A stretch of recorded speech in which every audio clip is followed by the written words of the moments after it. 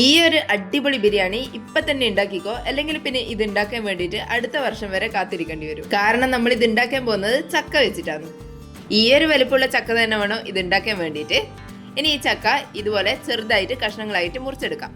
ഇനി ഈ ചക്ക ഒന്ന് വേവിച്ചെടുക്കാൻ വേണ്ടിയിട്ട് ഒരു കുക്കറിലേക്ക് ഇട്ട് കൊടുക്കാം. ഇനി ഇതിലേക്ക് 1/2 ടേബിൾ സ്പൂൺ ഉപ്പിട്ട് കൊടുക്കാം. കൂടെ തന്നെ 1 ടീസ്പൂൺ മഞ്ഞൾപ്പൊടിയും കൂടി ഇട്ട് കൊടുക്കാം. അതിൻ്റെ ആവശ്യത്തിന് വെള്ളം കൂടി ഒഴിച്ചു കൊടുക്കാം. ഞാനിവിടെ 1/2 കപ്പ് വെള്ളം ഒഴിച്ചു കൊടുത്തിട്ടുണ്ട്. ഇനി ഇത് അടച്ചു വെച്ചതിന് ശേഷം ഒരു 3 വിസിൽ വരുന്നവരെ വേവിച്ചെടുക്കാം.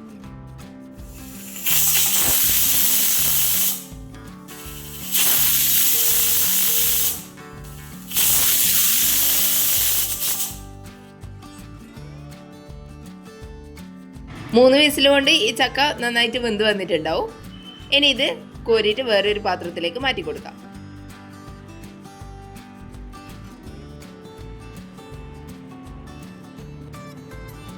ഇനി ഒരു പാത്രത്തിൽ കുറച്ച് ഓയിലൊന്ന് ചൂടാകാൻ വെക്കുക. ചൂടായതിനു ശേഷം ഒരു 2 മീഡിയം സൈസ് സവാള ഒട്ടും കട്ടിയില്ലാണ്ട് നേർങ്ങനെ അരിഞ്ഞിട്ട് ഇതിൻ്റെ അകത്തേക്ക് ഇട്ട് കൊടുക്കാം. ഇനി ഇത് നമ്മൾ സാധാരണ ബിരിയാണിക്കെല്ലാം വേണ്ടിയിട്ട് ഫ്രൈ ചെയ്യുന്ന പോലെ ഫ്രൈ ചെയ്തിട്ടെടുക്കാം. ആദ്യം കുറച്ച് സമയം ഹൈ ഫ്ലെയിമിൽ വെച്ചിട്ട് ഒന്ന് കളർ മാറി വരുന്ന സമയത്ത് ലോ ടു മീഡിയം ഫ്ലെയിമിൽ വെക്കുക. അതിനുശേഷം ഈ ഒരു കളറായി വരുന്ന സമയത്ത് നമുക്കിത് കോരി മാറ്റാം. ഇതിൽ കൂടുതൽ കളറായി കഴിഞ്ഞാൽ ഇതിൻ്റെ ചൂടാറുമ്പോഴേക്കും നന്നായിട്ട് കളർ മാറിയിട്ട് ഒരു ബ്രൗൺ കളറിലേക്ക് മാറും. അതുകൊണ്ട് ഈ ഒരു കളറിൽ തന്നെ കോരി മാറ്റാം.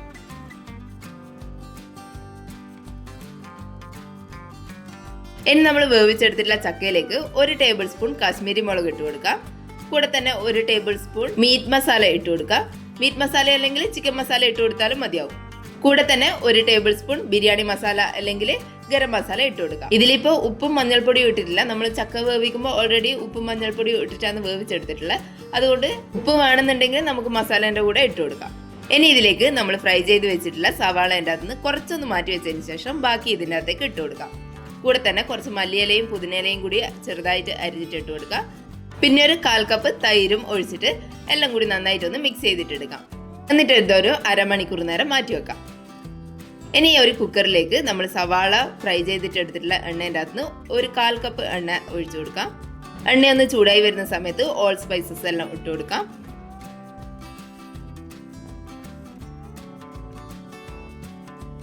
അതൊന്ന് വഴറ്റിയെടുത്തതിന് ശേഷം കഴുകിയിട്ട് വെള്ളം വാരാൻ വേണ്ടിയിട്ട് വെച്ചിട്ടുള്ള കൈമ അരി ഇതിൻ്റെ അകത്തേക്ക് ഇട്ട് കൊടുക്കുക. അരി ഏത് വേണമെങ്കിലും എടുക്കുക, കൈമ തന്നെ എടുക്കണമെന്നില്ല. ബസ്മതി അരി ആയാലും കുഴപ്പമില്ല.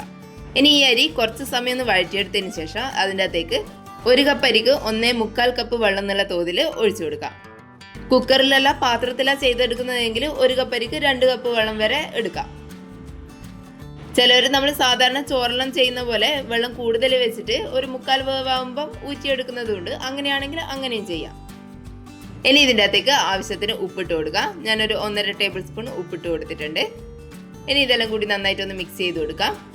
ഇനി ഇത് വേവിച്ചെടുക്കാൻ വേണ്ടിയിട്ട് കുക്കറിൻ്റെ വെയിറ്റ് ഊരിയതിന് ശേഷം ഒരു 5 മിനിറ്റ് നേരം ഹൈ ഫ്ലെയിമിലും ഒരു 3 മിനിറ്റ് നേരം ലോ ടു മീഡിയം ഫ്ലെയിമിലും വെച്ചിട്ട് കുക്ക് ചെയ്തെടുത്താൽ മതി. നല്ല പെർഫെക്റ്റ് ആയിട്ട് ചോറ് കിട്ടും. ഇനി ഒരു പാത്രത്തിലേക്ക് ഓയിൽ ഒഴിച്ചു കൊടുക്കുക. ഞാനിവിടെ സവാള ഫ്രൈ ചെയ്തിട്ടുള്ള ഓയിൽ തന്നെയാണ് ഒഴിച്ചു കൊടുക്കുന്നത്. ഇനി ഇതിൻ്റെ അകത്തേക്ക് ഒരു 2 മീഡിയം സൈസ് സവാള കനം കുറഞ്ഞരിഞ്ഞിട്ട് ഇട്ട് കൊടുക്കുന്നുണ്ട്.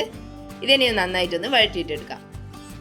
സവാള വഴറ്റിയെടുക്കുമ്പോൾ ഒരു 1/2 ടേബിൾ സ്പൂൺ ഉപ്പും കൂടി ചേർത്ത് കൊടുക്കുന്നുണ്ട്.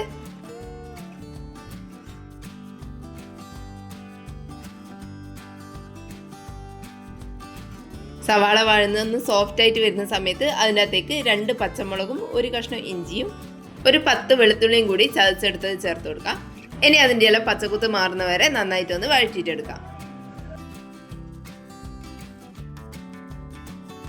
ഇനി ഇതിൻ്റെ അകത്തേക്ക് 2 പഴുത്ത തക്കാളി ചെറുതായിട്ട് അരിഞ്ഞെടുത്തതും കൂടി ഇട്ട് കൊടുക്കാം.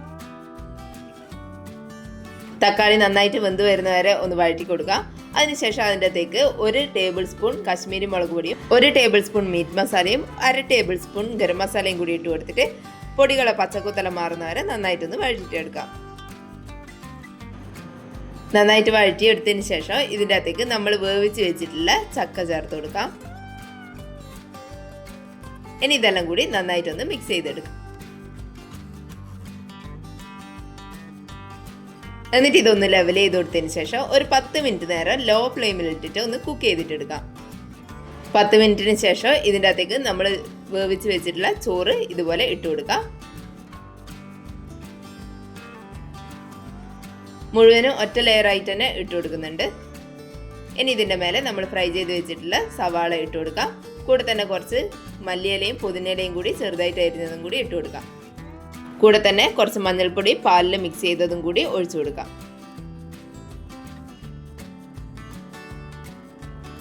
ഇനി ഇത് അടച്ചു വെച്ചിട്ട് ഒന്ന് ദം ചെയ്തെടുക്കുക. അടിയിലൊരു പാൻ വെച്ചിട്ട് ഒരു 20 മിനിറ്റ് നേരം ദം ചെയ്തെടുത്തിട്ടുണ്ട്.